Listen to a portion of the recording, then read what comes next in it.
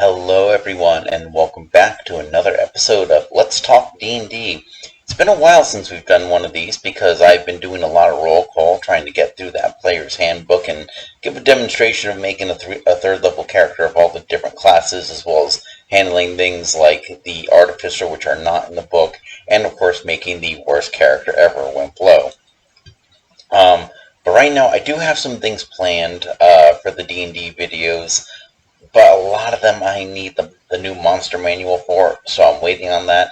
I think next week is the week that the store that I go to gets it. I'm not 100% sure. So I kind of a little burnt out on the roll call for now, so we're going to try something a little different and do a Let's Talk D&D, and then hopefully next week I can grab that book and start, working away at something for the week after. So this episode I want to talk to you about gods in D&D, because gods are really important to D&D, because you have no less than three and a half kind of classes that are usually tied to the gods in some way. You've got the clerics, which, will generally take their powers from gods. You have paladins, which don't necessarily need to be tied to a god, but, depending on what you want to do, you may want to tie your paladin to a god. Then you have the warlock, where their patrons can be gods, because you do have the celestial warlock. But generally, if you're not in one of those like good to neutral patrons, a lot of the patrons are things that would be enemies of those gods, like the devil Asmodeus, or even the eldritch beings of the old ones.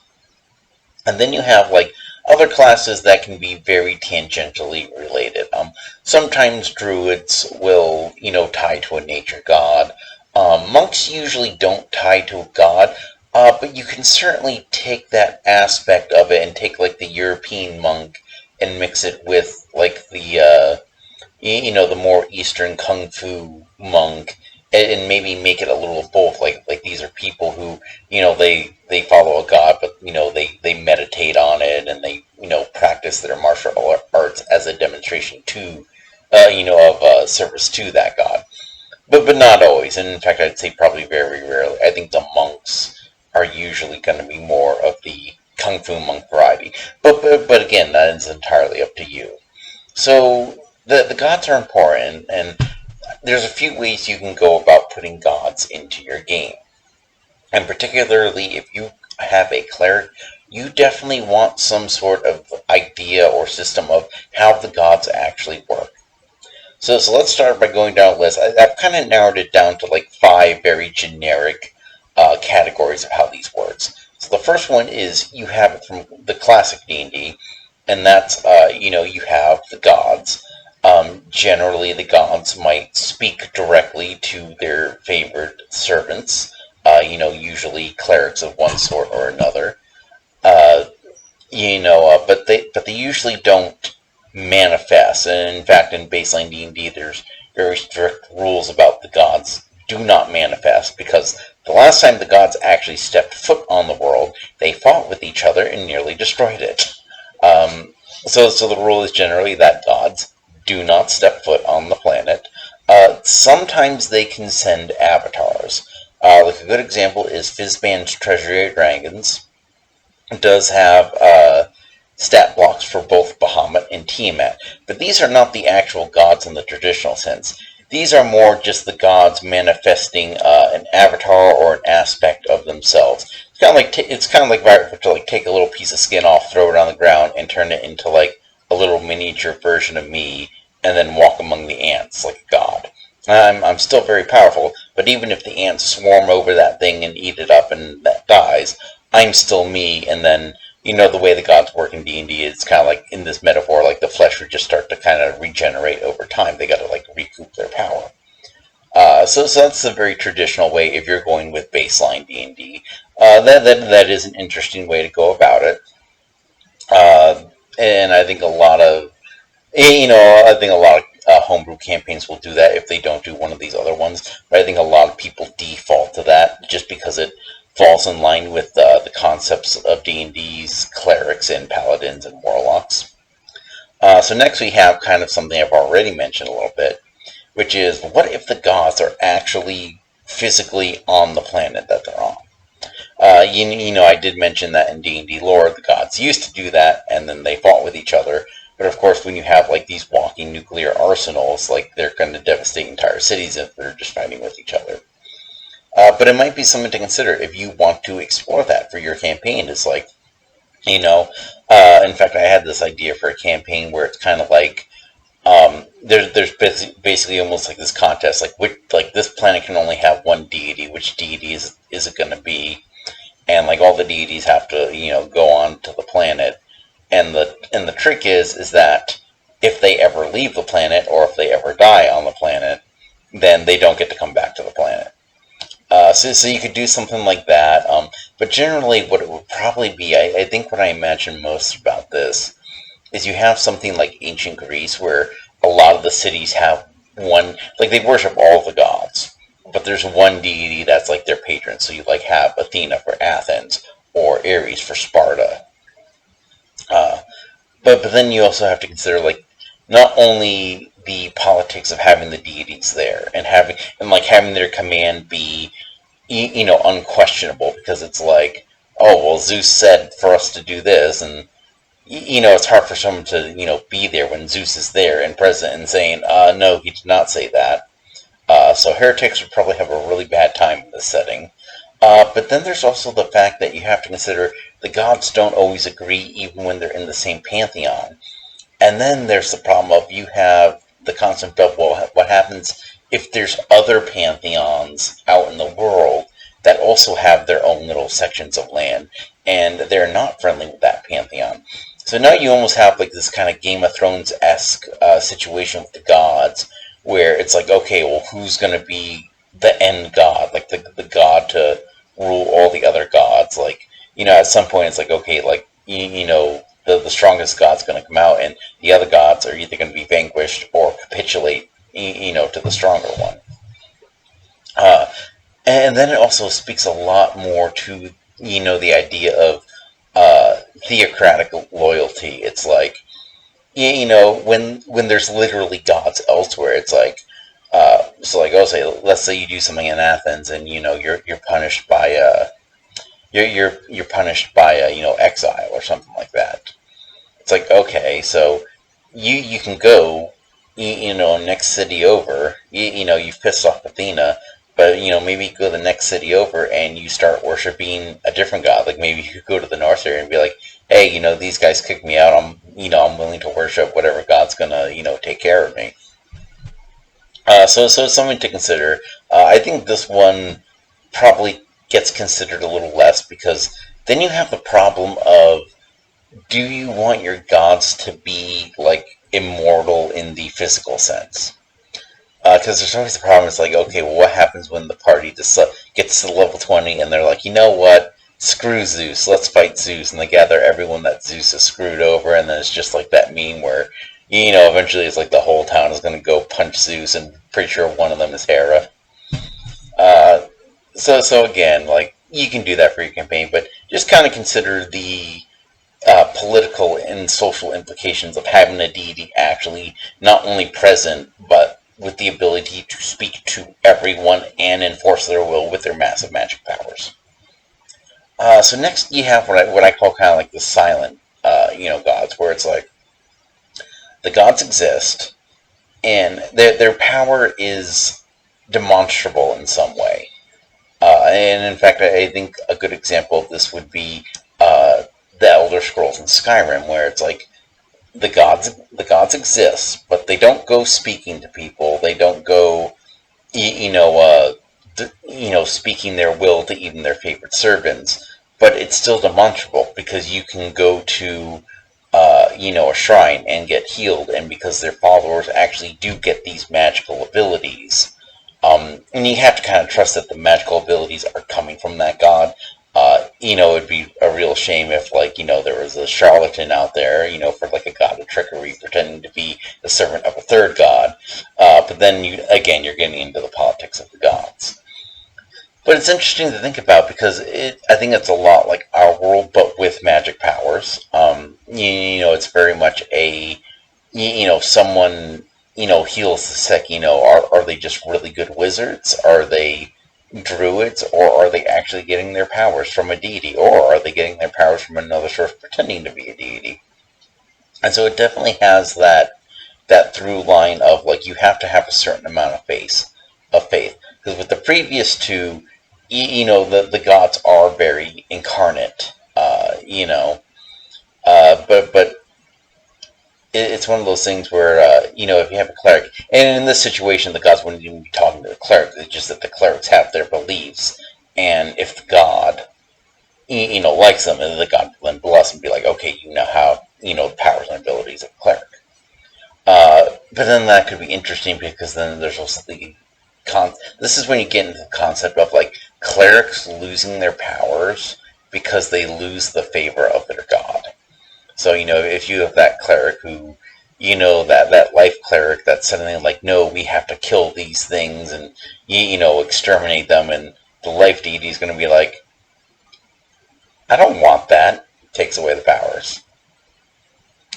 So again, I think this one might be a little more common because it's a little bit like that classic D&D. But again, it would be a situation of like, they're the clerics aren't even going to be getting text messages. It's just people believe in gods. They're silent. And I think the thing I like with this is, I think I've mentioned in other videos like the Kuo-toa, like they actually willed their god into existence through their faith. So maybe that's something that can be here, is that the power of the cleric and the god that they're proclaiming is actually proportional to how well they can convince people to follow this deity, or how well they follow the concept. So it'd be interesting. Then you have one that'd be a little bit different, and that is if you have no deities at all.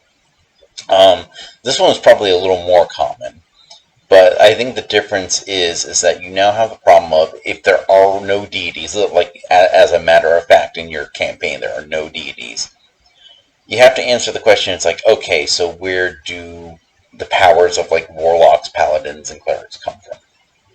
I feel like clerics are the easiest to answer. Clerics and paladins are the easiest to answer, and that is that they get their powers through the faith that they have, or their commitment to their oath or their ideal.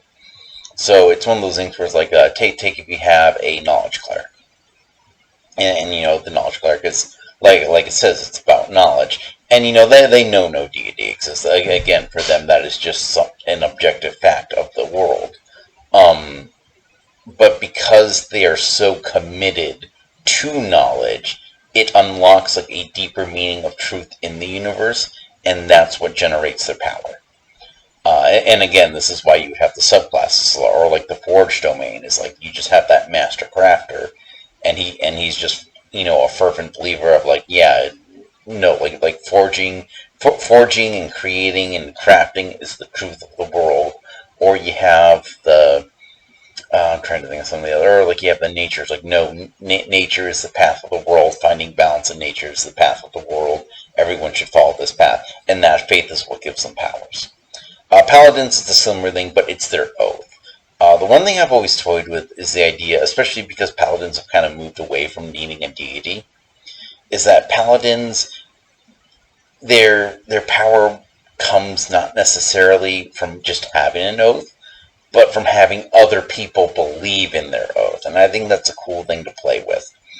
I think it's something to where, it's like not only do you have to believe in what you're stating for your oath, but you have to get other people to believe in it. And that's why holding to their oath is so significant. It's like, if you break that oath, it's like, well, now people don't believe in you. They've seen you go back on your oath.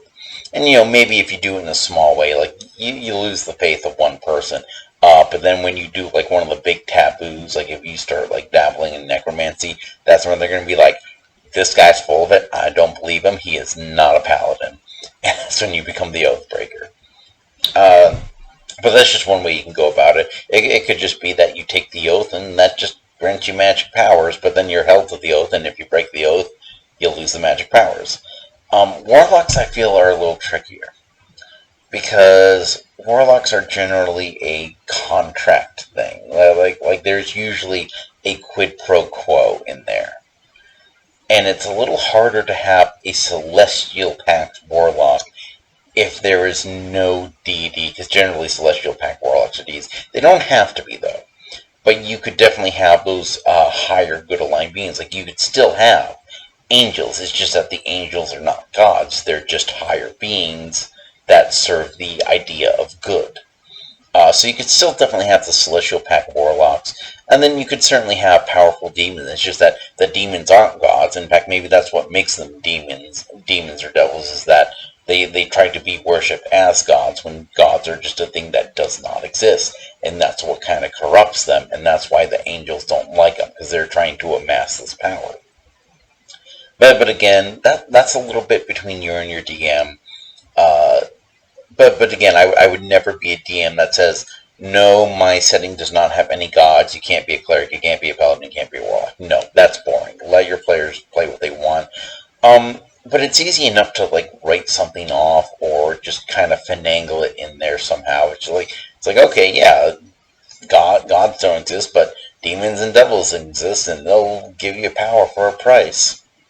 Simple as that. Or you know what? If you want to make a contract with an angel, that's fine. Um, Another idea I have, and we'll kind of use this to segue into the final one, is the idea of I've mentioned that it's through their faith that clerics might get their power, even if there are no deities. It's their faith in the idea. So it's like their faith in knowledge, their faith in life, their faith in nature. But you could also have stand-ins. Like, maybe there's not gods, but maybe there's like a set of angels that came from, a different plane. And, and again, like, they're very clear. They're like, hey, we're not gods, but we are going to teach you the truths of the universe. And so they teach them about all these aspects and how to unlock that power. But that's going to go into our last one. And this one's going to be a little weird, because, again, I feel this is not entirely common in D&D, because it's always fun. And that's having a monotheistic, cosmology.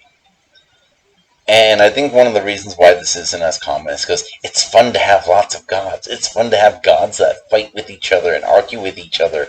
And, maybe they're good, but they still have their own foibles to them. Like, they are imperfect. It's like, yeah, Thor's a good god. He fights giants. He protects people. But he's also, like, literally the storm incarnate. And so he's very boisterous and loud and not always easy to get along with. And that's what I think is interesting about, the polytheistic, settings. But for a monotheistic setting, and you could certainly do that if that's what you want, you would probably have that dichotomy of, like, you have the one deity, and then you have, like, some sort of anti-deity, like Satan or Asmodeus, like the one, like the creation of that, deity that rebelled, or you have, like, Morgoth or Sauron. And you can certainly do that. But then, of course, brings the question, well, okay, well, how do clerics who, like, have a whole slew of different subclasses that all mean different things in the context of faith? Because obviously it's like, you can't really have a war cleric and a peace domain cleric, have the same philosophy. And here's my solution for that is, it's kind of similar to the angel thing.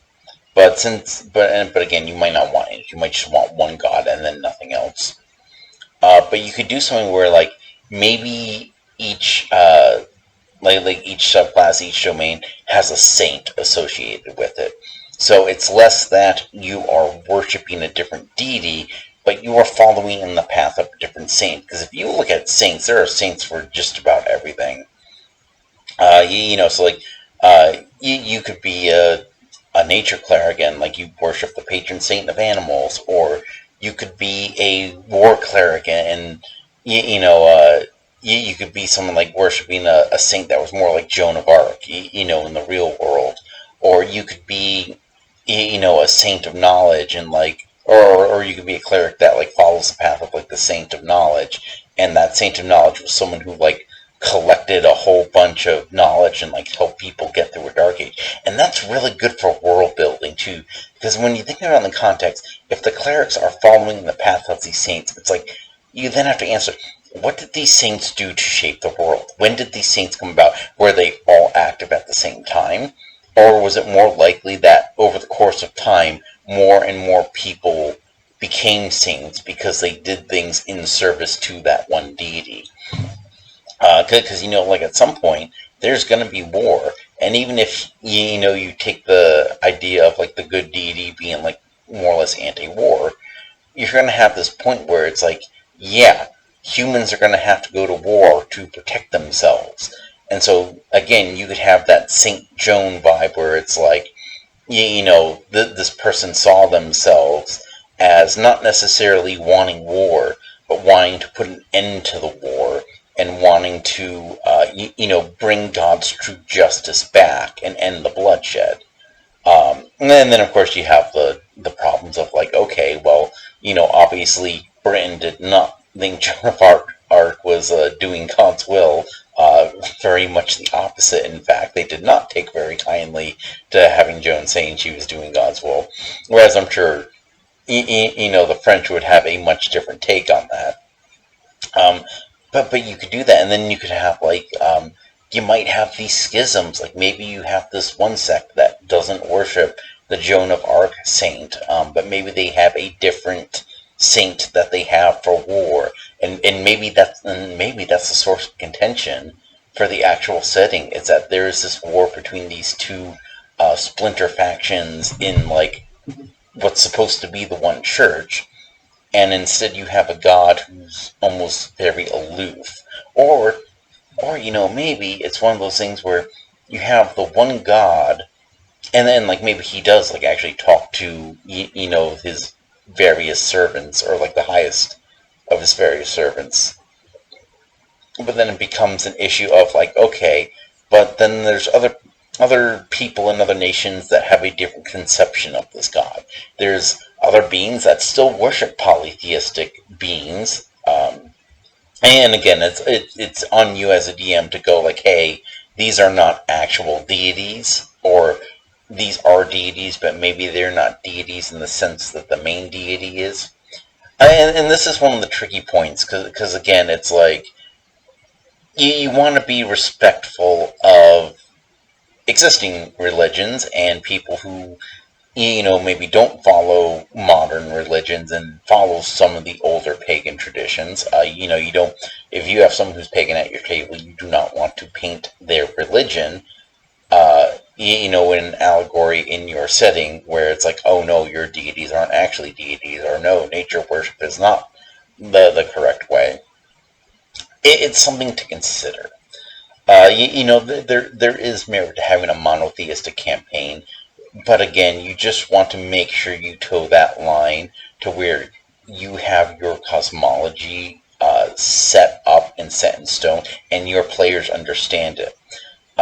Because it's going to be one of those things that really sucks if a player says, well, I don't really want to worship a deity, but I kind of want to be like a nature cleric. Can I be like some sort of like a pagan that has these abilities, and like obviously they're not going to be evil, but they just have a different set of beliefs.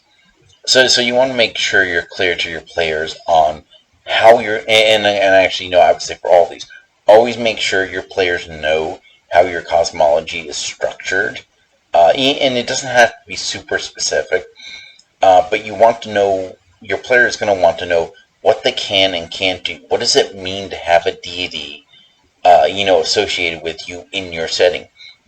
Because, even in, this last one, the monotheistic one, if you're going to be, following in the path of those saints, that's going to be something entirely different than if you have a polytheistic deity in the classic D&D Forgotten Realms setting.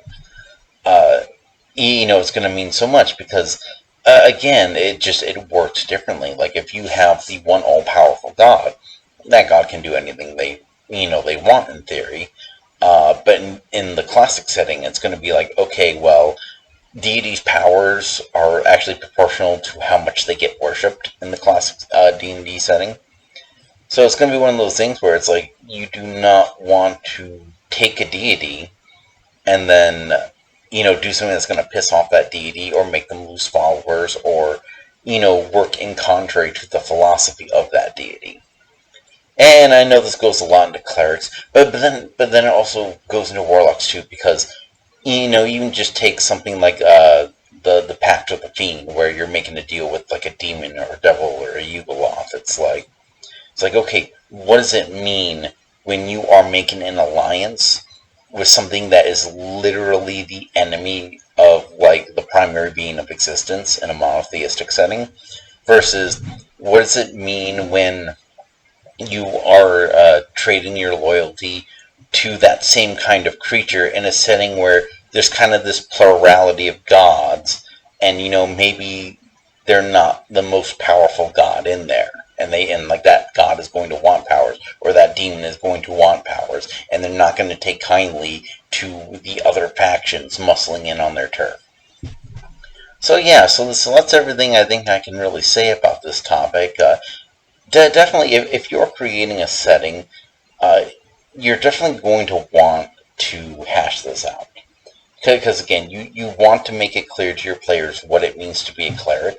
Again, it would really suck if a player thinks they're going to be in a polytheistic setting, and then suddenly they find out, like, oh no, there's only one god. You know, so again, communicate with your players. Like honestly, that's half the game. Half the game is just the players and the DM communicating with each other about the kind of game they want, the expectations they want, how things are going to work. Yeah, it's like I sometimes feel like I come in here and I give like the most basic common sense advice. Yeah, talk to your players, communicate with your players. I feel like so many DMs know that, but I think it's also something that some DMs sometimes need a reminder for, because we get so caught up in creating these worlds and doing all these things. So yeah, that's all I'm going to say on that matter. I'll probably do another video like this, or a shorter video next week too, like I said. Hopefully I can get that monster manual then. But until then, thank you for joining me. As usual, do all the YouTube things like subscribe, hit the bell icon, and don't forget to keep doing what makes you awesome. Thank you very much, and goodbye.